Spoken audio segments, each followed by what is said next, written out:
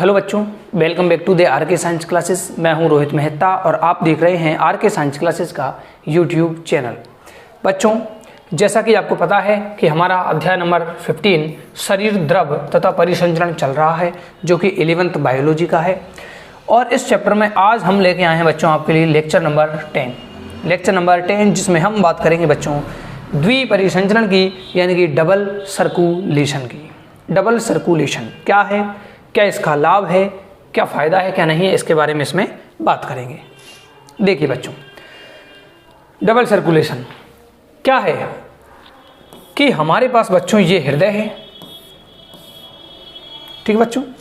इस हृदय में होता क्या है, यहाँ आता है बच्चों शुद्ध रक्त, ऑक्सीजन वाला। कहाँ से बच्चों? फुफ्फुस से यानी फेफड़ों से। यहाँ पर आता है अशुद्ध रक्त, फिर ये अशुद्ध रक्त यहाँ से होते हुए फेफड़ों में भेजा जाता है, फेफड़ों से ये आलिंद में आता है और यहाँ से यहाँ जाने के बाद ये क्या करता है बच्चों, इस महाधमनी के द्वारा पूरे शरीर में भेज दिया जाता है। इस प्रकार हमारा जो हृदय है उसमें रक्त एक बार पूरे शरीर का एक बार चक्कर लगाने में हृदय से 2 बार गुजरता है। हमारे जो शरीर है उसका पूरा चक्कर लगाने के लिए रक्त को हृदय से 2 बार गुजरना पड़ता है। इसी कारण इसे क्या कहते हैं बच्चों, दोहरा परिसंचरण कहते हैं कि एक पूरे रक्त परिसंचरण चक्र में रक्त हृदय से 2 बार गुजरता है।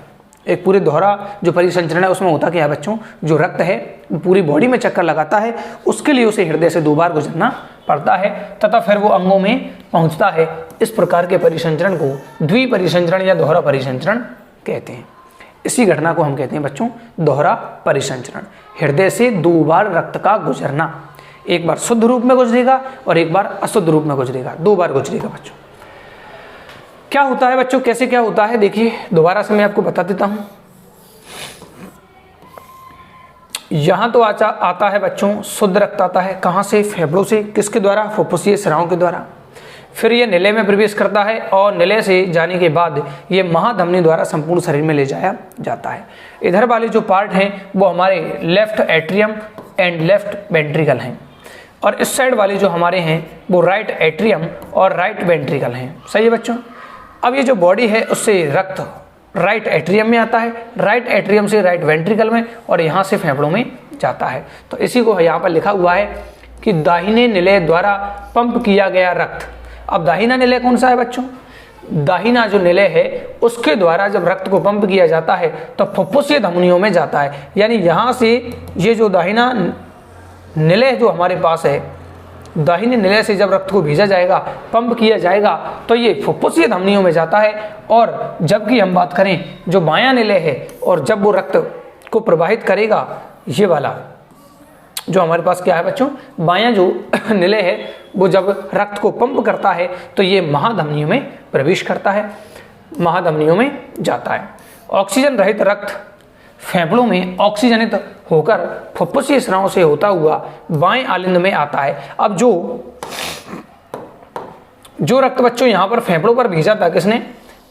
अपने राइट साइड वाले निलय ने, वो फेफड़ों में जाकर क्या हो जाएगा? शुद्ध हो जाएगा। और शुद्ध होने के बाद ये कहाँ एंट्री करेगा बच्चों? अपने लेफ्ट एट्रियम में, यानी कि बाएं जो आलिंद है उसमें प्रवेश करेगा, से होकर फुफ्फुसीय स्रावों के होता हुआ कहाँ आएगा बच्चों? बाएं आलिंद में आता है।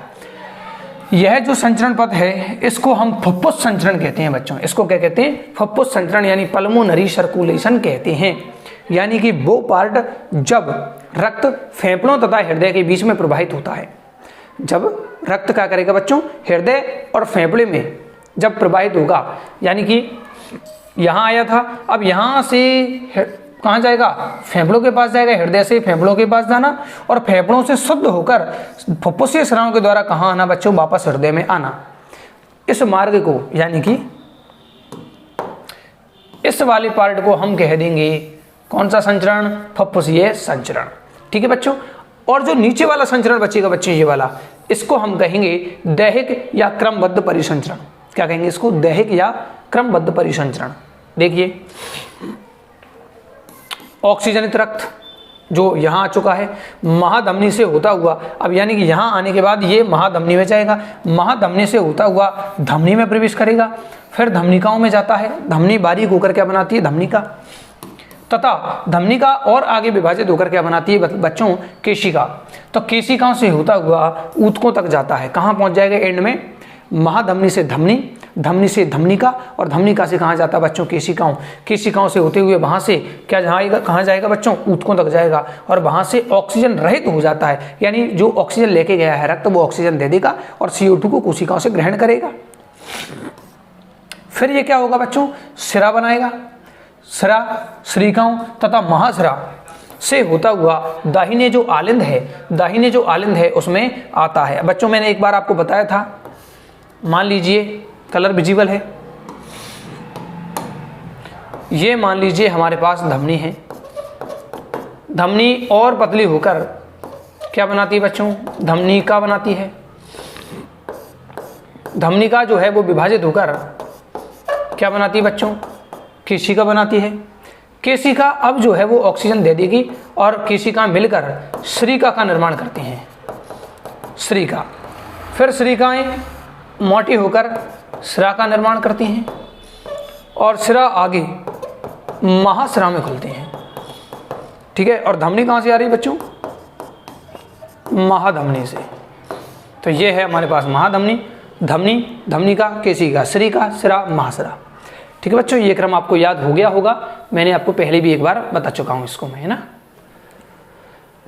चलिए, तो होता हुआ दाहिने आलिंद में आता है, यह एक क्या है, क्रमबद्ध परिसंचरण है, जैसे हम दैहिक पथ या सिस्टेमिक जो सर्कुलेशन है कहते हैं। तो यानी कि जो दोहरा परिसंचरण है उसको हम दो भागों में बांट सकते हैं। पहला जो है वो है फुफ्फुसीय संचरण। पहला क्या है बच्चों, फुफ्फुसीय संचरण, जब फेफड़ों में और हृदय के बीच में रक्त है। दूसरा क्या है बच्चों, दैहिक संचरण। दैहिक संचरण कब, जब रक्त निलय यानी कि नीचे हृदय के निचले पार्ट में तथा शरीर में है, तब इसको कहेंगे हम दैहिक संचरण, या इसी को कह रहे हैं बच्चों हम क्रमबद्ध परिसंचरण। क्रमबद्ध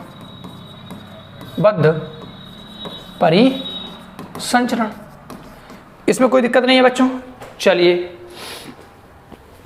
अब देखिए, यह जो क्रमबद्ध परिसंचरण है वो पोषक पदार्थों को देने का काम करेगा, ऑक्सीजन को देने का काम करेगा तथा अन्य हानिकारक पदार्थों को ऊतकों तक पहुंचाता है, तथा वहां से कार्बन डाइऑक्साइड व अन्य हानिकारक पदार्थों को बाहर निकालने के लिए ऊतकों में दूर ले जाता है या ऊतकों से दूर ले जाता है। कुल मिला के बात यह समझिएगा बच्चों, ये हृदय है, यहां से रक्त जा रहा है, उसमें ऑक्सीजन है प्लस पोषक पदार्थ हैं, प्लस हार्मोन वगैरह तो होने ही है बच्चों, ये तो पड़े रहेंगे। तो ये कह रहा है कि जो क्रमबद्ध परिसंचरण है वो कहाँ है, इस हृदय और शरीर के बीच में। मान लीजिए ये पार्ट क्या है हमारा, शरीर। तो क्रमबद्ध जो परिसंचरण है वो पोषक पदार्थ देगा, ऑक्सीजन देगा और अन्य हानिकारक पदार्थों को ऊतकों तक पहुंचाता है। थोड़ी सी मिस्टेक है लाइन में, क्या कह रहा है, पोषक पदार्थ और ऑक्सीजन को शरीर के विभिन्न भागों यानी ऊतकों में देने का काम करेगा। और ऊतकों से जो अब ऊतक जो है बच्चों ये क्या प्रोड्यूस करेगी, CO2।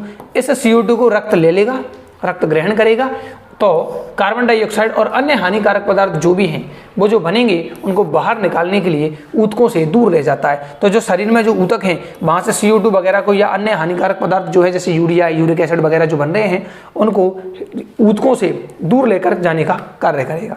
ठीक है बच्चों, इस डायग्राम द्वारा हम समझते हैं इसको क्या कहा है हमने। देखिए यहाँ पर आपको जो संरचना नजर आ रही है बच्चों, ये है हमारे लंग्स यानी कि फेफड़े। फेफड़ों से शुद्ध रक्त आता है, हृदय के बाएं वाले पार्ट में आता है, बाएं आलिंद में, बाएं आलिंद से बाएं निलय में आता है और ये महाधमनी है। महाधमनी के द्वारा ये पूरे ब्लड टिश्यू यानी कि शरीर के ऊतकों तक दे दिया जाता है। ऑक्सीजन को ये रक्त छोड़ेगा और यहाँ से ऑक्सीजन को देने के बाद यहाँ से CO2 को क्या करेगा, लेगा, CO2 को लेगा, हानिकारक पदार्थों को लेगा और उनको वीना कावा यानी कि महास्राव के माध्यम से कहाँ डाल देगा, हृदय के जो हमारा पास दायां भाग है, दायां आलिंद है, उसमें डाल देगा। अब ये दाएं आलिंद से दाएं निलय में जाएगा, दाएं निलय से बच्चों ये कहाँ जाता है, पल्मोनरी आर्टरी के द्वारा यानी कि फुफ्फुसीय धमनियों के द्वारा ये पहुंच जाता है फेफड़ों में, फेफड़ों से होता है शुद्ध। तो मतलब एक बार तो बच्चों ये हमारे पास शुद्ध आता है बॉडी में, और फिर दूसरी बार हृदय में कौन सा आ रहा है, अशुद्ध आ रहा है। तो हृदय में एक बार शुद्ध और एक बार अशुद्ध, 2 बार आता है, इसीलिए इसको दोहरा परिसंचरण नाम देते हैं। अब हम इसी वीडियो में बात करने जा रहे हैं बच्चों विभिन्न प्रकार की रक्त जो वाहिनियां हैं, जैसे कि धमनी है, स्रा है और केशिका है। इन तीनों रक्त वाहिनियों की बात करेंगे, किसमें क्या अंतर होता है इनके बारे में चर्चा करते हैं। चलिए, तो रक्त वाहिनियां, ब्लड वेसल्स, रक्त जो है वो अनिवार्य रूप से एक निर्धारित मार्ग से रक्त वाहिनियों में बहता है। हम जानते हैं कि जो रक्त है वो एक निश्चित मार्ग को फॉलो करता है, यानी कि रक्त वाहिनियों के अंदर बहता है। ये रक्त वाहिनियां जो है वो बच्चों 3 प्रकार की होती हैं। पहली धमनियां हैं, दूसरी स्राएं हैं और तीसरी केशिकाएं, यानी कि आर्टरी, वीन्स और तीसरी कौन है बच्चों, केशिकाएं यानी कि कैपिलरीज। 3 हमारे पास 3 प्रकार की क्या है बच्चों, रक्त वाहिनियां हैं। धमनी तथा स्रावों की संरचना की अगर बात करें तो रुधिर वाहिनियों की दीवार में आदर्श रूप से 3 स्तर पाए जाते हैं, चाहे कोई सी भी हो बच्चों, धमनी, सिरा या केशिका, तीनों में से जो हमारे पास 2 हैं, पहली धमनी और सिरा, उनकी संरचना में समानता पाई जाती है, जबकि केशिका जो है वो इनसे थोड़ी अलग होती है। तो हम पहले धमनी और सिरा में क्या देखेंगे, तुलना करेंगे। तो देखिए, धमनी और सिरा में जो सबसे बाहर जो है एक आवरण मिलेगा बच्चों, ये वाला जो रेड कलर से मैंने बनाया है, इस आवरण को कहते हैं हम बाह्य स्तर ट्यूनिका एक्सटर्ना। सबसे बाहर का जो आवरण है उसे कहते हैं ट्यूनिका एक्सटर्ना। एक्सटर्ना मतलब बाहर की ओर। तो ये किस पर मिलेगा बच्चों, शिरा पर भी मिलेगा, धमनी पर भी मिलेगा, केशिका पर नहीं मिलेगा। सबसे बाहरी स्तर है, ये किसका बना होता है, कोलेजन रेशे युक्त रेशेदार संयोजी ऊतक से बनी होती है। मतलब ये संयोजी ऊतक से बनी है। कौन सा संयोजी ऊतक, तो रेशेदार। और कौन से रेशे बच्चों, कोलेजन रेशे। हम इसके आगे चर्चा करेंगे कोलेजन रेशे क्या है और दूसरे रेशे क्या होते हैं, उनके बारे में बात करेंगे आगे। तो सबसे बाहरी स्तर है और इसमें विशेष प्रकार के रेशे मिलेंगे जिन्हें हम कहते हैं बच्चों कोलेजन रेशे। तो कोलेजन रेशे युक्त जो रेशेदार संयोजी ऊतक है से बनी होती है। उसके बाद बच्चों दूसरी हमारे पास सेकंड जो लेयर में बनाऊंगा वो इस प्रकार से अंदर की ओर बनेगी। ट्यूनिका एक्सटर्ना के बाद जो सेकंड परत है वो अंदर की ओर है, जिसे हम कहते हैं बच्चों मध्य स्तर ट्यूनिका मीडिया। ये चिकनी पेशियों तथा लचीले रेशे युक्त जो संरचना है, ये क्या है बच्चों, ये चिकनी पेशी से बनी हुई है। चिकनी पेशी जिन पर हमारा कोई कंट्रोल नहीं होता, अनैच्छिक कह सकते हैं। चिकनी पेशियों तथा लचीले रेशे युक्त जो है वो संरचना होती है। और इसके अंदर की ओर जो है बच्चों तीसरी लेयर पाई जाएगी। इसके अंदर जो है वो कौन सी परत पाई जाएगी, तीसरी, जिसे हम कहते हैं ट्यूनिका इंटरना। ये क्या है बच्चों, सल्की उपकला का बना स्तर होता है और इसे हम एंडोथीलियम के नाम से भी जानते हैं। तो जो तीसरी परत है इसको हम एंडोथीलियम के नाम से भी बच्चों जानते हैं। ठीक है बच्चों, तो ट्यूनिका एक्सटर्ना, ट्यूनिका मीडिया और ट्यूनिका इंटरना। ट्यूनिका जो एक्सटर्ना है वो कोलेजन रेशे से बनी है। मध्य स्तर जो है वो एक तो चिकनी पेशियां हैं और लचीले रेशे हैं, और अंत स्तर जो है ट्यूनिका इंटरना वो सल्की उपकला की बनी होती है। सल्की उपकला का मतलब होता है बच्चों बिल्कुल पतली कोशिकाएं। इस प्रकार की कोशिकाएं जो चौड़ाई में अधिक होगी, लेकिन उसकी चौड़ाई कह दें, लंबाई कह दें, बहुत ज़्यादा होगी, लेकिन ऊंचाई जो है हाइट वो बिल्कुल बहुत कम होती है। इन कोशिकाओं को कहते हैं हम शल्की उपकला। हालांकि उपकला जो है हमारा संयोजी ऊतक वाला जो चैप्टर है उसमें हम चर्चा करेंगे, 11th में ही है। सल्की जो उपकला है उस एपिथीलियर से बना होता है और इसे एंडोथीलियम के नाम से भी जानते हैं। अब यहाँ पर देखिए बच्चों एक तुलना है।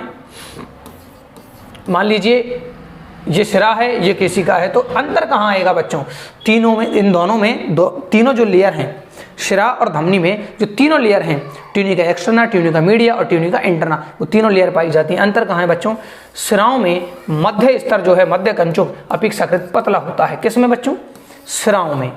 सिरा हमें पता है कि धमनी की तुलना में पतली होती है। तो क्यों पतली होती है बच्चों, क्योंकि इसमें जो मध्य स्तर है, मध्य कंचुक भी कहते हैं। अच्छा, यहाँ पर आप कंचुक भी लिख सकते हो, कंचुक। ठीक है बच्चों, तो जो कंचुक है वो क्या होता है इसका, पतला। किसका, सिरा का। कौन सी परत, ट्यूनिका मीडिया वाली परत। नोट है बच्चों कि जो रक्त केशिकाएं जो हैं, रक्त केशिकाओं की दीवार में केवल एंडोथीलियम स्तर पाया जाता है। मतलब 1, 2 और ये 3। एक ये है बच्चों, ये 1, ये 2, ये 3, दूसरी किसी का ये दूसरी वाहिका ये है और तीसरी वाहिका अपने पास ये है। तो इनमें क्या है बच्चों, तो देखिए अब देखिए इनमें ये तो सबसे आंतरिक परत, ये सेकंड वाली और ये थर्ड वाली। अब हमने जैसा कि कहा कि सिराओं में मध्य स्तर जो है, मध्य कंचुक जो है अपेक्षाकृत पतला होता है। तो यानी कि ये तो हो गई बच्चों हमारी शिरा जो पतली है, जो पतली है वो सिरा हो गई, और जो धमनी है उसमें जो मध्य स्तर है वो मोटा होगा। और ये जो केशिका है बच्चों, केशिका में केवल और केवल सिंगल लेयर पाई जाती है, किसकी बच्चों, एंडोथेलियम की या ट्यूनिका इंटरना की। तो जो केशिका है उसमें केवल और केवल एंडोथेलियम पाई जाएगी, जिसकी जो कोशिकाएं हैं वो चपटी और सल्की होती हैं, बिल्कुल बारीक होती है, चपटी होती है, बिल्कुल सल्की पतली होती हैं, और इनकी भित्ति भी जो होती है वो छिद्र युक्त होती है। तो बच्चों ये है एक धमनी और सिरा की तुलना, कौन मोटी है कौन पतली है। केशिका क्या है उसके बारे में बात कर ली। अब आगे चलते हैं बच्चों हम, इसको में जो डायग्राम है ये हमारे एनसीईआरटी का डायग्राम है। यहाँ पर देखिए, यहाँ पर ये आपको वीन यानी कि सिरा की संरचना दिखाई गई है, एनसीईआरटी का डायग्राम है, और ये आर्टरी यानी कि ये धमनी की संरचना जो है वो दिखाई गई है। कौन सा स्तर धमनी में मोटा था, ये सेकंड वाला जो लेयर था वो मोटा था। सेकंड वाला जो लेयर है वो क्या है, मोटा है। देखिए बच्चों कितना मोटा है ये सेकंड वाली लेयर, जिसे हमने क्या कहा था बच्चों, इसमें लिखा नहीं है, ठीक है। स्मूथ मसल्स जो हैं, अच्छा इसमें लिख रखा है सिरा वाली में, स्मूथ मसल्स जो हैं वो इसमें मोटा स्तर, सॉरी पतला स्तर होता है सिरा में, और ये जो धमनी में जो स्तर है वो ये क्या हो जाएगा बच्चों, मोटा, यानी कि ट्यूनिका मीडिया। इंटरना, सॉरी सबसे बाहरी क्या था, एक्सटर्ना, तो ये वाला बराबर है दोनों में। जो पहला स्तर है ट्यूनिका एक्सटर्ना वो दोनों में बराबर है मोटाई। दूसरा जो लेयर है बीच वाली ट्यूनिका मीडिया वो किस में मिलेगा बच्चों, धमनी में मोटा मिलेगा। धमनी में मोटा होने के कारण जो है बच्चों इसके बीच का जो गैप है, बीच का जो स्थान है वो बहुत कम रहता है, ये इसका बीच का स्थान, यानी कि जो धमनी है वो सक्रिय होती है। अंदर जो खाली स्थान है जिसे हम ल्यूमेन कहते हैं वो सक्रिय होगी, और जो सिरा है वो थोड़ी सी क्या होगी, उसमें ल्यूमेन थोड़ा सा बड़ा होगा, उसका जो पाइप है वो अंदर से ज़्यादा खोखला है, किसकी तुलना में, धमनी की तुलना में। और इस डायग्राम को मैंने अभी आपको समझाया था। कैपिलरी जो है बच्चों, कैपिलरी यानी कि केशिका, उसमें केवल एक ही स्तर पाया जाता है, सल की बिल्कुल पतली पतली कोशिकाओं की उपकला की ये बनी होती है। तो इसमें 3 लेयर, इसमें 3 लेयर, केशिका में केवल 1 लेयर, एंडोथेलियम। धमनी जो है उसमें जो सेकंड लेयर है वो मोटी होती है, इसलिए वो बीच का जो खाली स्थान है वो कम होता है, और जो सिरा है बच्चों उसमें सेकंड लेयर जो है वो पतली होती है, यानी कि ट्यूनिका मीडिया, इस कारण इसका जो गैप है, ल्यूमेन है, अवकाश है, वो थोड़ा ज़्यादा होता है। तो बच्चों ये था आज का एक छोटा सा वीडियो जिसमें हमने बात की है द्विपरिसंचरण की, और इसी के साथ बात की है हमने सिरा, धमनी और केशिका की। बच्चों अब एक लास्ट वीडियो रह गया है आपका लेक्चर नंबर 11, उसको हम कल फिनिश करेंगे, और इसी के वीडियो के साथ हमारा जो लेक्चर है या जो चैप्टर है परिसंचरण वाला वो फिनिश हो जाएगा। मिलते हैं बच्चों अगले लास्ट वीडियो में, तब तक के लिए जय हिंद, जय भारत, जय श्री राम।